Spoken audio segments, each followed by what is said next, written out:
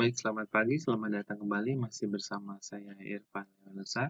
Pada kesempatan kali ini kita akan membahas materi baru mengenai sebuah framework, yaitu framework Laravel.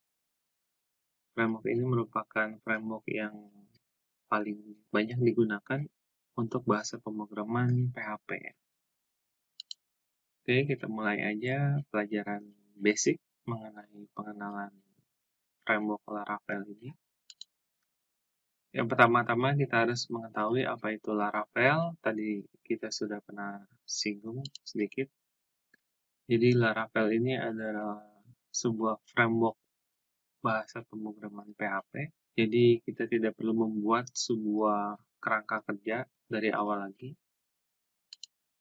Kemudian konsepnya adalah MVC framework, yaitu model view controller, di mana dia akan memisahkan bagian bisnis proses atau bisnis logiknya dengan presentation atau tampilan atau view-nya. Kemudian, mengapa framework Laravel ini banyak digunakan? Karena modul utilities dan helper-nya itu banyak sekali dikembangkan oleh komunitas-komunitas. Jadi kita banyak sekali menemukan atau mendapatkan contoh-contoh aplikasi atau modul-modul yang sudah dikembangkan oleh komunitas sesuai kebutuhan yang akan kita buat nantinya. Kemudian dokumentasi untuk Laravel-nya pun sangat-sangat baik dan terstruktur ya. Jadi Laravel ini merupakan framework, salah satu framework yang memiliki dokumentasi yang sangat baik. Itu sangat mendukung atau membantu sekali untuk kita para programmer jika sudah kehilangan arah atau kehilangan harus diapain lagi atau fungsi-fungsi yang bisa digunakan itu apa aja dan bagaimana caranya itu kita kembalikan saja ke dokumentasinya. Kemudian Laravel Framework ini merupakan ekosistem yang rich atau yang kaya. Maksudnya adalah ketika kita akan mengembangkan sesuatu, kemudian kita memasukkannya ke framework Laravel ini, kita bisa memasukkan add-on atau plugin atau modul-modul tertentu tanpa harus merubah dasar atau base core sistemnya dari framework Laravel tersebut.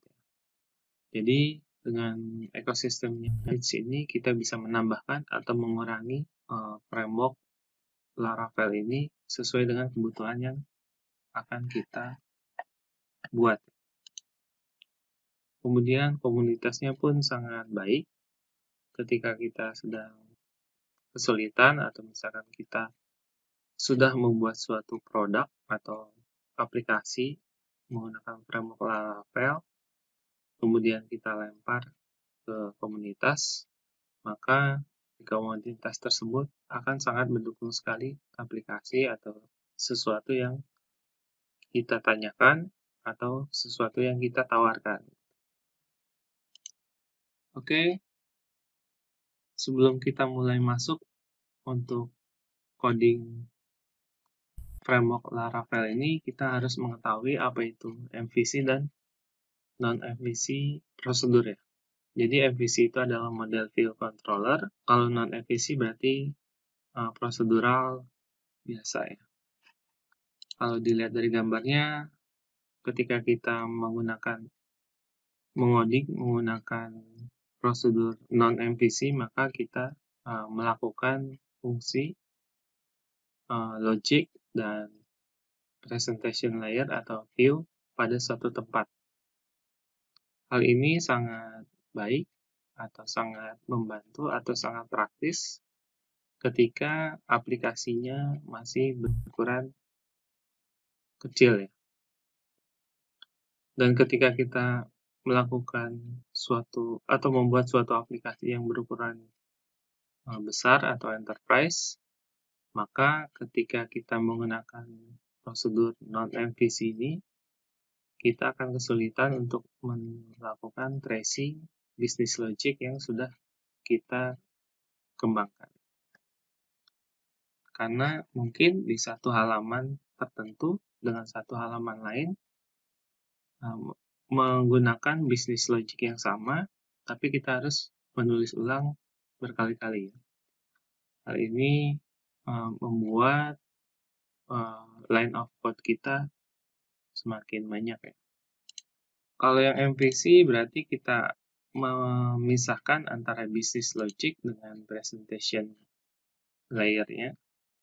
Jadi di business logic kita hanya memikirkan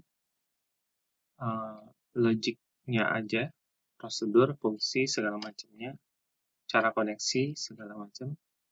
Dan presentation atau tampilannya kita serahkan ke web designer atau UX designer, UI designer. Kemudian di business logicnya kita bisa serahkan ke programmernya, application development. Kemudian di sini di presentation layer kita hanya akan menambahkan sedikit mengenai business logicnya, yaitu ketika fungsi-fungsi tersebut akan menampilkan sesuatu yang ada di database atau misalnya yang ada di business logic tersebut.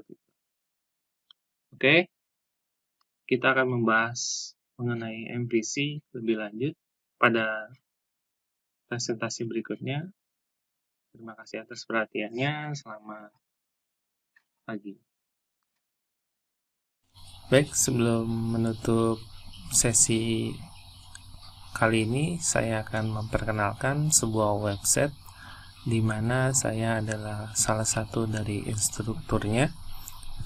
Dan teman-teman bagi yang berminat untuk menjadi instruktur, membuat sebuah tutorial sesuai dengan knowledge-nya atau sesuai dengan profesinya, dapat mendaftar di website edukasi-online.com ini. Atau mungkin bagi teman-teman yang ingin belajar mengenai hal-hal yang bersifatnya profesional, terutama di bidang IT, teman-teman juga bisa mendaftarkan diri teman-teman sebagai student untuk belajar mandiri di website ini ya.